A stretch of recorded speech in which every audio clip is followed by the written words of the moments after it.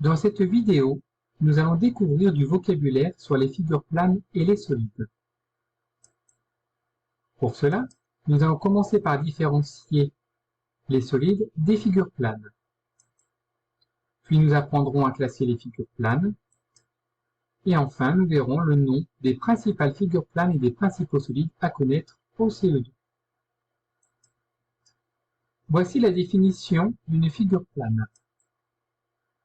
Une figure plane est une surface plate, limitée par des segments, polygones, ou par des courbes, non polygones. La première figure que vous voyez à l'écran à gauche n'est pas un polygone, car le côté est courbe, mais il s'agit bien d'une figure plane. Pour les deux autres figures à droite, ce sont des polygones, car leurs côtés sont des segments droits, et il s'agit également de figures planes. Qu'est-ce qu'un solide? Un solide est une figure plane en 3 dimensions, en relief. C'est-à-dire qu'à partir d'un carré, nous pouvons obtenir un cube et créer par exemple un Rubik's Cube. À partir d'un rectangle ou même d'un carré, nous pouvons obtenir un pavé droit et construire par exemple une boîte à chaussures. À partir d'un disque, nous obtenons un cylindre avec lequel nous pouvons créer des tuyaux. Parmi les images à l'écran, nous pouvons donc séparer les solides, qui se trouvent en 3 dimensions, en relief, des figures planes, qui elles sont plates. Nous allons maintenant nous intéresser aux figures planes, qui se trouvent sur le côté droit de l'écran. Nous avons vu dans la définition de tout à l'heure que parmi les figures planes, il y a des polygones et des non-polygones.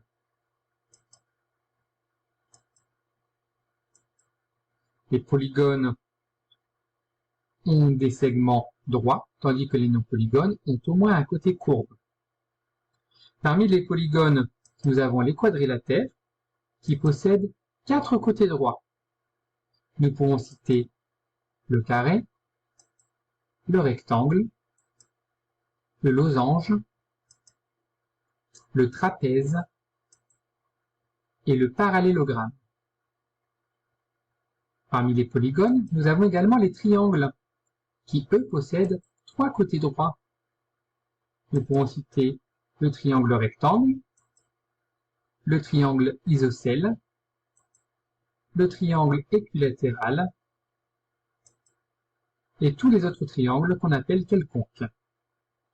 Et enfin, parmi les polygones, il y a aussi ceux qui ont plus de 4 côtés droits. Nous pouvons citer par exemple le pentagone qui a 5 côtés droits, ou encore l'octogone qui a 8 côtés droits. Parmi les figures planes, nous avons donc les non-polygones, qui ont au moins un côté courbe. Nous pouvons citer par exemple le cercle ou le disque, et le demi-cercle.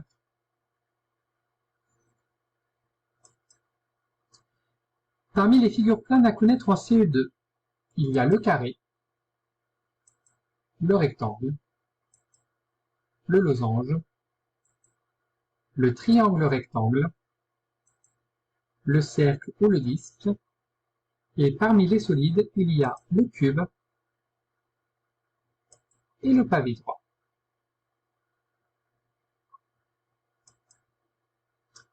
Pour résumer, nous avons d'un côté les solides et de l'autre les figures planes. Les solides sont en 3 dimensions. Nous avons le cube, le pavé droit, le cylindre.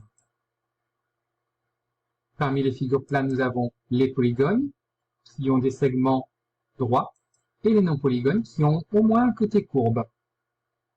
Parmi les polygones, nous avons les quadrilatères, le carré, le rectangle, le losange, le trapèze, le parallélogramme.